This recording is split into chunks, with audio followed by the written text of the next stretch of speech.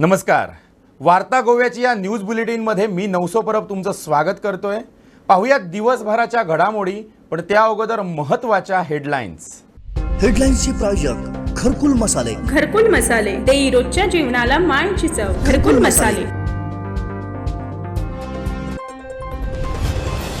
शेतकऱ्यांसमोर अखेर केंद्र सरकार झुकलं. 3 वादग्रस्त कृषी कायदे मागे घेतल्याची पंतप्रधान नरेंद्र मोदी यांची घोषणा.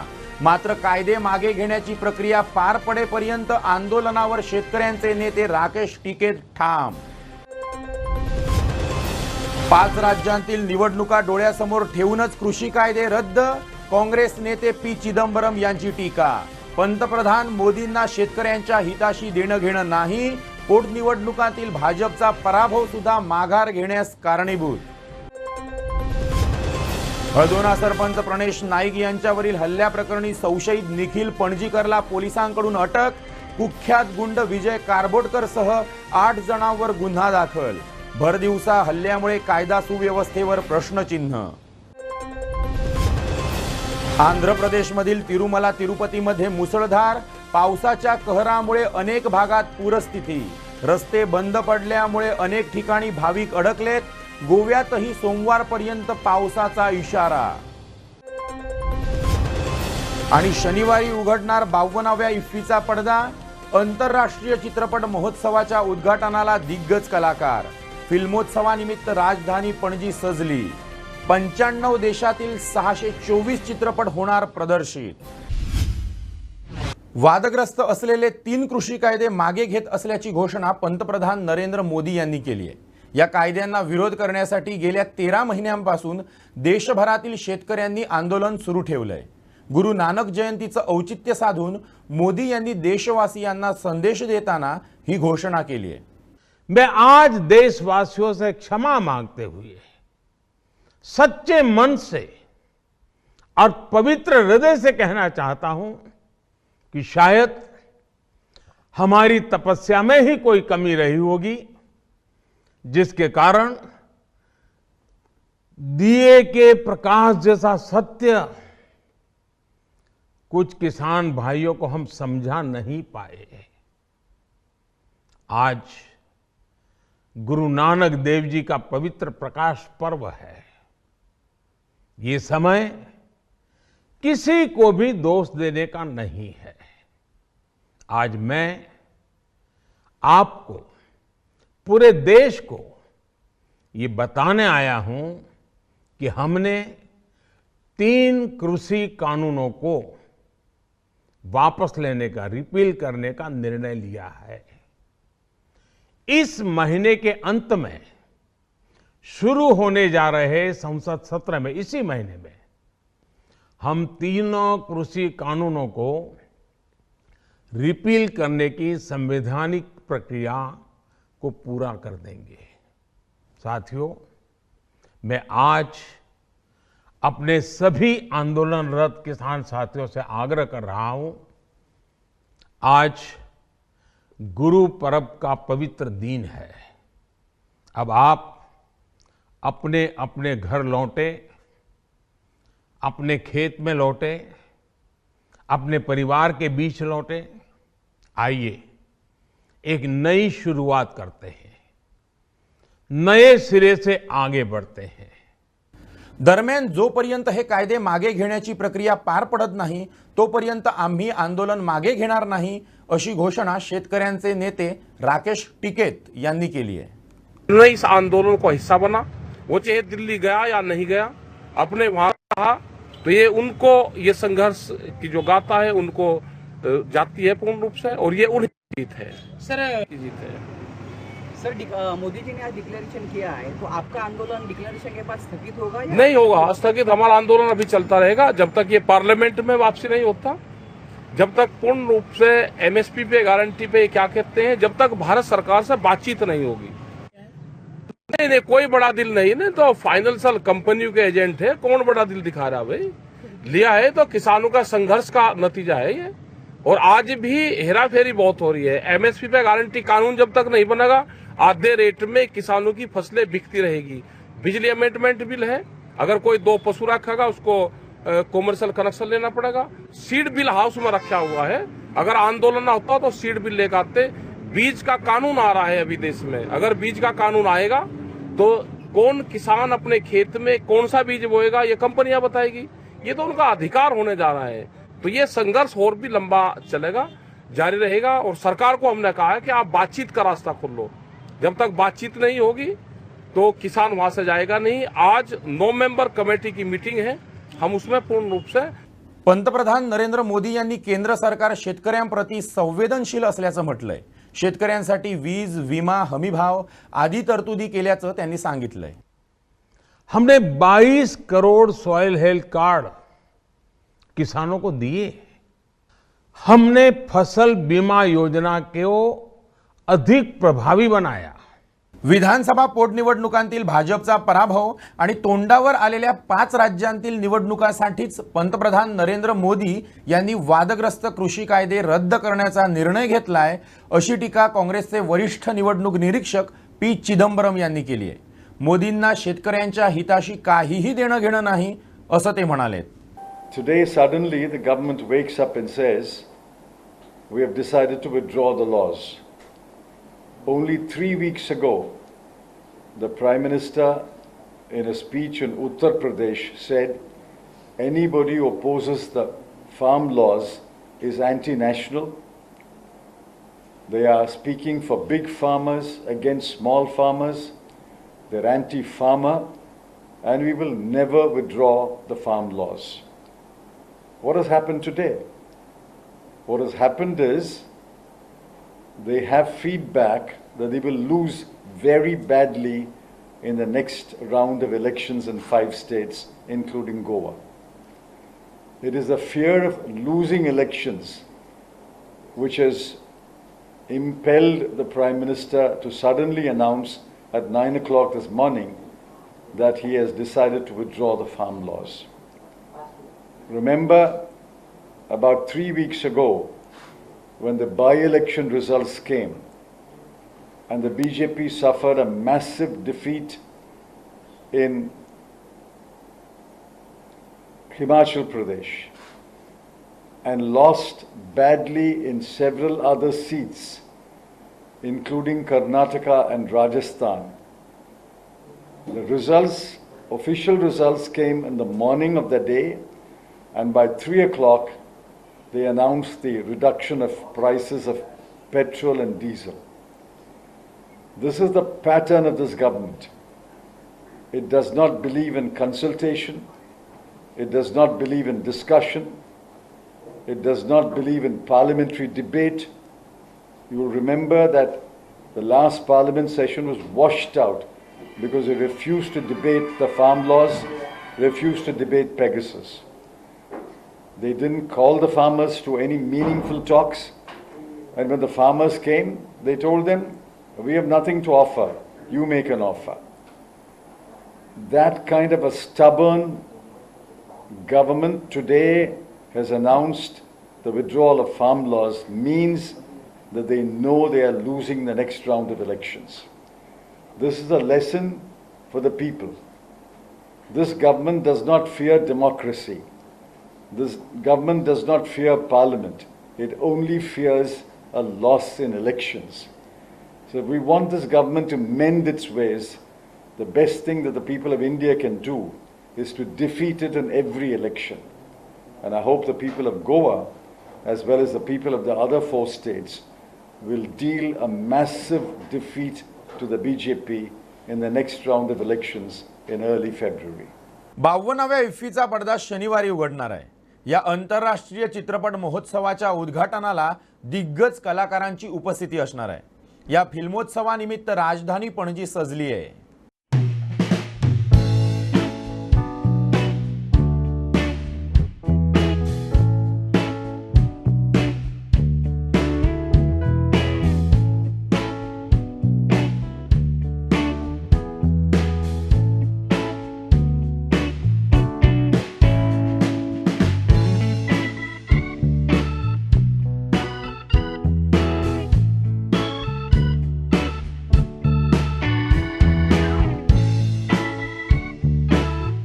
यंदाच्या 52व्या इफ्फीला अभिनेत्री तथा खासदार हेमा मालिनी यांची खास उपस्थिती असेल.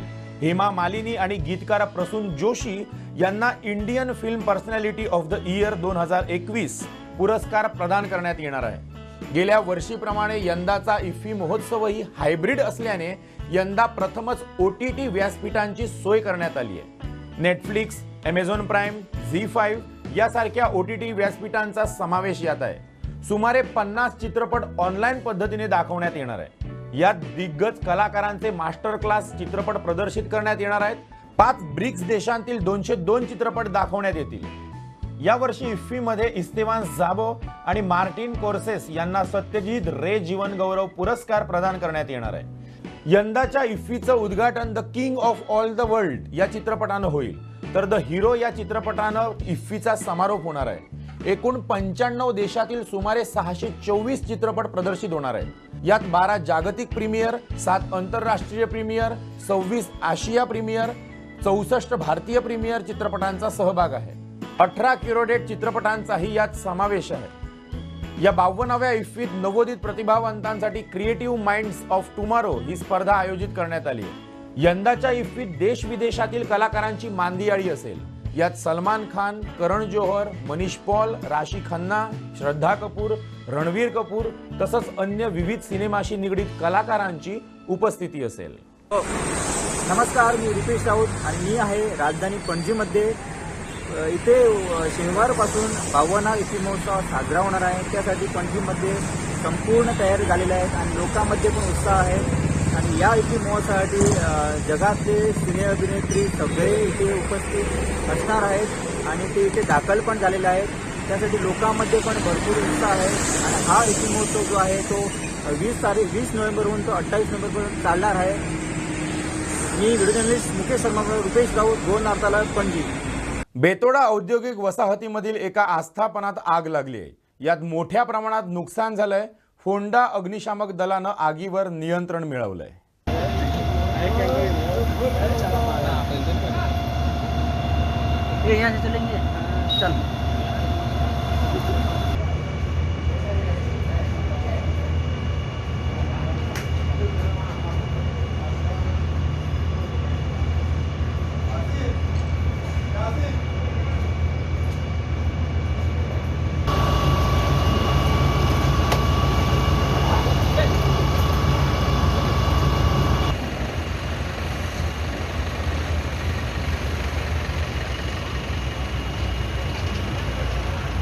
फोंडा फायर स्टेशनाक आयज 4 जावन 14 मिनटाक एक कॉल येयलो, फायर कॉल, की गणनाथ फॅक्टरीक उजो लागला म्हणून. इमिजिएटली आमी टर्न आउट केला सगळ्या स्टाफांनी आणि हांगा पावन पळयलां की आमी आर्केड इंजिनियरींग जे पेंटिंग वर्क करताले क्रॉम्प्टनाचे पार्सांचे तेंचे डक्स पेंटिंग बूट डक्सांक उजो लागलेलो. टोटल 4 डक्स आसले ते ऑलरेडी आमी एक्सटिंग्विश केले. टोटल 3 फायर टेंडर आमचे हांगा पॉयंटार आसले आणि उजो आतां कंप्लिटली एक्सटिंग्विश केल्लो आसा आणि इंजरीज बी काय नाही हितून इन्सिडंटान. टोटल लॉस अजून आमी प्रोपरायटरा कडेन उलोवपाक स्टार्ट केला की कितें कितें तेंचे मेजर लॉस जाला ते आमी एस्टिमेट करता तुमकां कळयता कितें जाला तो. सो कितलो टायम लागलो हे एक्सटिंग्विश जावपाक हो जो आटोबान येवपाक? एक वरभर लागले एक्चुअली 45 मिनिट्स आमकां लागली उजो पालोवपाक कंप्लीट उजो पालोवपाक. सो आनी हांगा तेकोन दुसऱ्या फॅक्टरींक बीन आहा हेजो काय कितें इफेक्ट जाला? ना, तेजेर कोणाचेच कांय इफेक्ट जावना. आमी इमिजिएटली जो उजो मेजर उजो कितें हांकां डक्सांक लागलो होता येवन पयलीं एक्सटिंग्विश करून आतां पुलिंग ऑपरेशन चालू आसा आमचें. तुमकां नवे फायर बॉम्ब दिला पळय ते कितें हाडून हांगा? नवे फायर बॉम्ब आमची ऑलरेडी इफ्फी बंदोबस्ताक ऑलरेडी आमी हँड ओवर केल्ली आसा पणजे गाडी व्हरून. सो ह्या आतां 3 गाडयो फोंडेच्यान येयल्ल्यो काय? 2 गाडयो फोंड्याची, एक गाडी कुणेची टर्न आउट जाली. ओके. कॅज्युलिटीज काय ना? कॅज्युलिटीज काय ना. कितें कॉज कितें कळा? कॉज ऑफ फायर पळयना आमी जे आतां इन्वेस्टिगेट करतले मुखार कितें कितें मेळटा. कॉज ऑफ फायर अजून काय ना? फायर अजून कळना. मेन कितें ते एम्प्लॉईज आहा ते म्हणटाले की मोटरान स्पार्क येयल्ल्या कारणान तो उजो लागला म्हणून. कितले एम्प्लॉईज बीन काम करताले सांग भितर? फूल घेवपाचे उरले आमचे. ओके. हळदोनाचे सरपंच प्रणेश नाईक यांच्यावर भर दिवसा हल्ला केल्याप्रकरणी गुंड विजय कारबोटकरसह 8 जणांवर गुन्हा दाखल करण्यात आलाय. यातील संशयित निखिल पणजीकरला पोलिसांनी अटक केली आहे. गळवार कारोणा हळदोना इथल्या एका बार अँड रेस्टॉरंटमध्ये मित्रांसोबत जेवण्यासाठी गेलेले हळदोनाचे सरपंच प्रणेश दामोदर नाईक यांच्यावर धारदार शस्त्रानं जीवघेणा हल्ला करण्यात आलाय. यात ते गंभीर जखमी झालेत. त्यांच्यावर गोमेकॉत उपचार सुरू आहेत. या प्रकरणी म्हापसा पोलिसांनी सराईत गुंड विजय कारबोटकर आणि इतर 7 अज्ञातांविरुद्ध गुन्हा दाखल केला आहे. ही घटना गुरुवारी दुपारी 3:45 वाजण्याच्या सुमारास घडली. जखमी प्रणेश नाईक आणि त्यांचा मित्र फिर्यादी व्यंकटेश दोडामणी हे दोघे गळवार इथल्या बार अँड रेस्टॉरंटमध्ये जेवणासाठी बसले होते. आणखी 2 टेबलांवर ग्राहक जेवण करत होते. त्यावेळी तिथं दिल्लीतील नोंदणी असलेल्या पिवळ्या क्रमांक पट्टीची कार आली. त्यातील दोघे बारच्या काउंटरकडे गेले आणि त्यांनी बिअरची ऑर्डर दिली. त्यानंतर लगेच इतर संशयित रेस्टॉरंटमध्ये दाखल झाले. त्यांच्या हातात कोयता, चाकू आणि बेसबॉलच्या स्टिक्स होत्या. काही क्षणात त्यांनी प्रणेश यांच्यावर हल्ला चढवला. त्यांच्या हातापायांवर कोयत्याचे वार केले. यावेळी व्यंकटेश त्यांना सोडवण्यासाठी पुढे सरसावले असता ते किरकोळ जखमी झाले. संशयितांनी पोबारा केल्यानंतर घटनेची माहिती पोलीस आणि रुग्णवाहिकेला देण्यात आली. रक्तबंबाळ अवस्थेत प्रणेश यांना उपचारांसाठी थेट गोमेकॉत दाखल करण्यात आले. या घटनेनंतर घटनास्थळी पोलीस निरीक्षक तुषार लोटलीकर आणि सहकारी दाखल झाले. कारचा शोध घेण्यासाठी पोलीस पथके वेगवेगळ्या दिशेने पाठवण्यात आली होती, पण रात्री उशिरापर्यंत पोलिसांच्या हाती काहीच लागलं नव्हतं. तक्रारीच्या आधारे संशयित विजय कारबोटकर आणि इतर अज्ञात 7 जणांवर गुन्हे दाखल करण्यात आले. सरपंच प्रणेश नाईक यांचं स्वतःचंही रेस्टॉरंट आहे. गुरुवारच्या दिवशी त्यांचं रेस्टॉरंट बंद असतं, त्यामुळे ते दर गुरुवारी जिथं हल्ला झाला त्या रेस्टॉरंटमध्ये जेवण्यासाठी येत असतात. ही माहिती संशयितांना मिळाली होती. संशयित कारबोटकर आणि प्रणेश यांच्यात पूर्ववैमनस्य असावं, त्यातून हा हल्ला झाला असावा असा कयास पोलिसांनी वर्तवलाय. संशयितांनी तोंडावर मास्क आणि बुरखा घातला होता. हल्ल्यात झटापटीवेळी जखमी प्रणेश यांनी एका हल्लेखोराच्या तोंडातील मास्क खेचला. तोंडावरून मास्क बाहेर येताच तो विजय कारबोटकर असल्याचं दिसून आलं. त्यानंतर संशयितांनी घटनास्थळावरून पळ ठोकला. दरम्यान प्रणेश नाईक यांची पत्नी आणि भावानं याबाबत सविस्तर माहिती दिली आहे. हो जो इन्सिडंट जाला पळय हे बद्दल म्हाका कांयच खबर नाशिल्ली. फक्त जेवपाक वता म्हणून तो वचून आयला आनी हो इन्सिडंट घडला. आज पूण थर्सडे आशिल्ल्या कारण आमचें रेस्टॉरंट बंद आसता. This is a well plan आनी कांय हांव सांगूंक शकना. म्हणजे हे प्लॅन करूनच कित्याक थर्सडेचो चडसो भायर फ्रेंडा बरोबर वता आनी ताच्या फ्रेंडा बरोबर तो जेवपाकूच म्हणून गेल्लो फक्त. आनी जेवन येता ताजे उपरांत आमी शॉपिंग करूंक वचपाची आशिल्ली. टायमिंग कितें सांगू शकता? चलयेक घेवन गेलो तो पयलीं एक 1:15 1:30 फोटो काडपाक गेला. तो 2:15 ताका ड्रॉप केला. म्हणजे जवळ जवळ 2 ते 2:30 भितरली ही गजाल. तेन्ना तो रेस्टॉरंटार गेला. नितीना कडेन वता म्हणून सांगून गेलो आनी जेवन येता अशें इतलेंच सांगून गेल्लो म्हाका तो. हालीं कितें टेन्शनान बीन असो दिसतालो? हीज म्हणजे ताचे बिझनसाचेच आशिल्लें ह्या दिसांनी. टेन्शन म्हणल्यार बिझनसाचेच, म्हणजे तेच मॅनेज करपाचें. ताजे पयलीं कडेन तर आमी हांवें तरी ताजे कडसून कांयच गजाल आयकूंक ना अशी. तेका हॅरासमेंट कितें फोन बी येतालो ना. आनी तो असो हे करून घेवपी न्ही. He was normal actually. बाकीच्या कसले गजालींनी तर हे करना तसो एक दिसायना. तुमकां बी कितें डावट बी असो कोणाचेर? ना कांयच सांगूंक शकना. म्हाका सरप्रायज दिसता आतां हें अशें जावप अशें म्हणटा. ताजेर डायरेक्ट तो इतलो धडधकट मनीस आसा आनी ताजेर असो हल्ला जावप म्हटल्यार म्हाका खरेंच सरप्रायज दिसता सारकें. आदली झगडी आदले बी कितें कारण पूर्व कांयच सांगूंक शकना. पुलिशेन तांच्यांनी सांगलां म्हणजे जाता तितले बेगीन आमी हेचेर फायंड आउट करता अशें म्हणून. आनी हांवें रिक्वेस्ट सगळ्यांक तांकां रिक्वेस्ट करता कित्याक हे सरपंचाक जर तर अशें घडटा जाल्यार म्हणजे आमी सुद्दां अनसेफ कशी दिसता एज अ फॅमिली ताजी. 3:30 सुमार म्हाजो हो प्रणेश नायक आल्दोनचो सरपंच तेजें रेस्टॉरंट आसा ब्लू मून म्हणून. आयज तेजें बार बंद आसा त्या कारणान हांव फ्रेंडांक घेवन जेवपाक म्हणून हिडन कारणान गेल्लो. थंयसर अचानक एक इनोवा येयल्ली दिल्लीची रजिस्ट्रेशन. ते 7 जाणां सुमार आसले गाडयेन. तितूंतले 2 जाणां देंवले पयले आनी भितर सरले कोयते बिते घेवन आनी डायरेक्ट म्हाज्या भावाचेर एटॅक केलो. कांय उलयनासतना विशयना कांयच नासतना. तितून त्या एटॅकान प्राणेशान आमच्या भावान सेफ जावपाक म्हणून हात घातलो पळय तोंडाक तेन्ना तितून विजय कारबोडकर म्हणून हो तितून मेन हे आसलो. आनी तितून ते उरलेले 5-6 जाणां आसले. तितून कोयते बिते घेवन सगळ्यांनी एटॅक केलो ताका. विजय कारबोडकर म्हणून हो मेन हेतून आसलो. एका थंय कोणी धाडले कितें धाडले तितून सारकें इन्वेस्टिगेशन करपाक जाय आनी हेका कसोच सोडपाचो ना. कळ्ळें न्ही. हे लॉ सगळे हातीन घेतात. हेंचें कशें कितें चल्लां तें कांय कळना. हेंकां आमी नाल्यार आमच्या हातीन आमकां लॉ घेवचो पडटलो. अशेंच जालें जाल्यार कळ्ळें. हेंचेर मातशें कितें तें पुलिसांनी घेवचें मागता आनी आमच्या सीएमा कडेन मागता हे कितें चल्लां तें मातशें कमी करचें. तो कांयच तितूनच ना भानगडीन. तो सुशागाद आपलो धंदो घेवन बार चलयता. रेस्टॉरंट काय बरें आहा. आल्दोनचो सरपंच तो कोणाच्या वाटेक ना. कोणेय विचारचें कोणेय सांगचें केन्नाच कोणाचे लफडेन ना. तो विनाकारण ताका येयला आनी ताका 2-3 जाणांनी कोयत्यांनी मारला आनी 4-5 जाणां गाडयेन आसले ते धमकी बिमकी अशी कितें दिला धमकी बिमकी कांय दिल्लें ना आमकां तेजे कोणाकच कांय जाल्लें ना पुलीस कंप्लेंट केला इन्व्हेस्टिगेशन बी सगळें जाल्लें आसा PI येवन गेला सगळें सांगलां तेणें आमकां सगळें सारकें करून दिता म्हणून पळयता म्हणून सगळें मार खंय लागला ताका मार ताका पांयांक लागला हातीक लागला तेजे 3 फ्रॅक्चर आसा बोट मोडलेलें आसा पांयाचें हाड मोडलेलें आसा आनी रिश्टाक एक फ्रॅक्चर आसा टोटल 3 फ्रॅक्चर आहा ताका राज्यात पुन्हा अवकाळी पावसानं हजेरी लावली आहे. राजधानीला दुपारी पावसानं झोडपून काढलं. दरम्यान मेघगर्जनेसह राज्याच्या विविध भागात पावसाची शक्यता हवामान विभागाकडून वर्तवण्यात आली आहे. येत्या सोमवारी 22 नोव्हेंबरपर्यंत पावसाचा मुक्काम लांबलाय. गोवा हवामान विभागानं दिलेल्या इशाऱ्यानुसार राज्यात केपे, काणकोणसह विविध तालुक्यात पावसाचा जोर वाढणार असल्याचं सांगण्यात आलंय.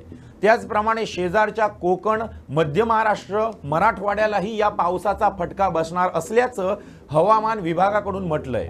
गेले 2 दिवस राज्यात काही ठिकाणी जोरदार पाऊस झाला. 22 नोव्हेंबरपर्यंत राज्यात पाऊस सक्रिय राहणार असल्याचा इशारा हवामान विभागानं दिलाय. अरबी समुद्रात कमी दाबाचं क्षेत्र निर्माण झाल्यामुळे हवामान विभागानं 7 राज्यांना मुसळधार पावसाचा इशारा दिलाय. या राज्यात गोव्यासह महाराष्ट्र, कर्नाटक, तामिळनाडू आणि मध्य प्रदेशमध्ये पुढील 3 ते 4 दिवस मुसळधार पावसाचा इशारा देण्यात आलाय. तर तेलंगणाच्या समुद्र किनाऱ्यालगतच्या भागात पावसाचा अंदाज वर्तवलाय. पुढील 3 ते 4 दिवस हवामानाच्या बदलामुळे संकट ओढवू शकतं. त्यामुळे राज्यात येलो अलर्ट जारी करण्यात आलाय. अशी परिस्थिती जेव्हा निर्माण होत असते तेव्हा कायम हवामान विभागाकडून येलो अलर्ट जारी करत सावधान राहण्याची सूचना देण्यात येते. अशी परिस्थिती निर्माण झाल्यास दैनंदिन कामं रखडू शकतात.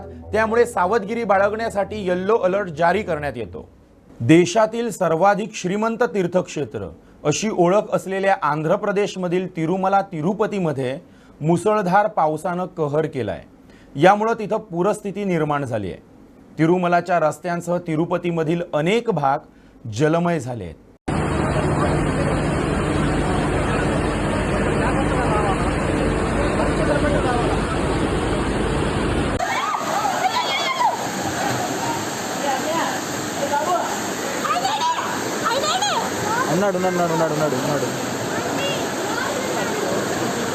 అంకల్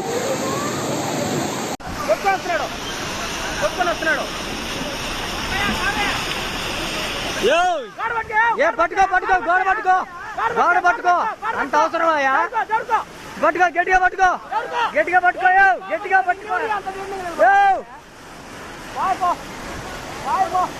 నిలబడతా పోయే దీనంగా పువ్వు అయిపోయింది తిను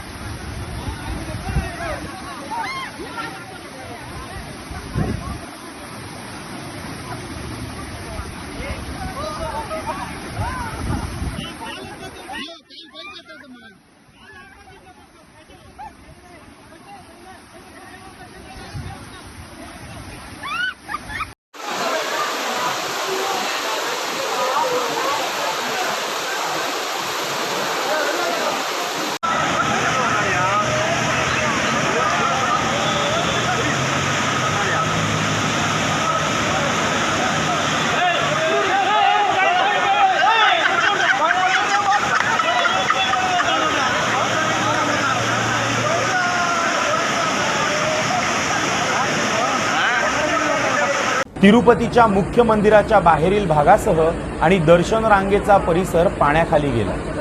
अनेक ठिकाणी भाविक अडकले. मंदिराच्या सभोवताली असलेल्या डोंगरामधून येणारा पाण्याचा प्रवाह अभूतपूर्व असून गेल्या 50 वर्षात पहिल्यांदाच अशी पूरस्थिती निर्माण झाली आहे. बंगालच्या उपसागरातील कमी दाबाचं क्षेत्र हवेच्या बुडबुड्यात बदलल्यानं चित्तूर जिल्ह्यात जोरदार पाऊस झाला. तिरुपतीहून तिरुमला मंदिराकडे जाणाऱ्या घाट रस्त्यावर दरड कोसळल्यानं वाहतूक ठप्प झाली होती. तर काही ठिकाणी पूर्ण मार्ग पाण्याखाली गेले. तिरुमलातील अतिवृष्टीमुळे मंदिराच्या मुख्य कार्यालयातही पावसाचं पाणी पोहोचलंय. नारायणगिरी गेस्ट हाऊस मधील 3 खोल्या भूस्खलनामुळे उद्ध्वस्त झाल्या. तिरुमला घाटातील 2 घाट रस्ते भूस्खलनामुळे अधिकाऱ्यांनी बंद केले. तिरुमला इथं मोबाईल नेटवर्क सेवाही विस्कळीत झाली आहे. तिरुपतीमध्ये पुराच्या धोक्याची कमाल पातळी जाहीर करण्यात आली आहे. शहरात पुराच्या पाण्यात वाहनं सुद्धा वाहून गेली. शहरातील रस्त्यावर अनेक ठिकाणी पुराचं पाणी साचलंय.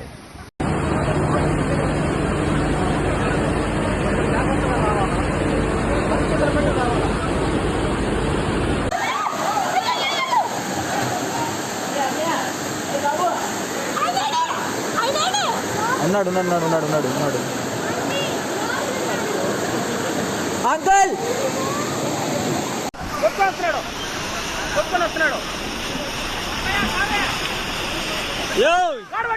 పట్టుకో పట్టుకో గోడ పట్టుకో గోడ పట్టుకో అంత అవసరమా పట్టుకో గట్టిగా పట్టుకో గట్టిగా పట్టుకో గట్టిగా పట్టుకో నిలబడతా పోయే దీనంగా అయిపోయిందిరా తిను వాళ్ళిపోయిందిరా వాళ్ళిపోయిందిరా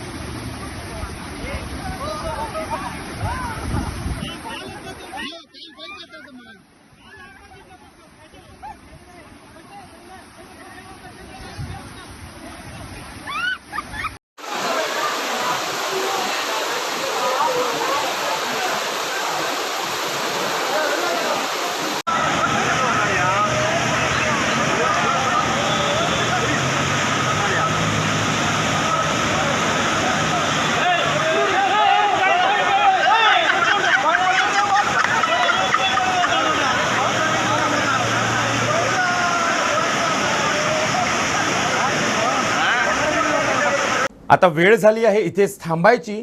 तोपर्यंत तुम्ही पाहत रहा गोवन वार्ता लाईव्ह. नातं गोव्याचं, देणं मराठीचं.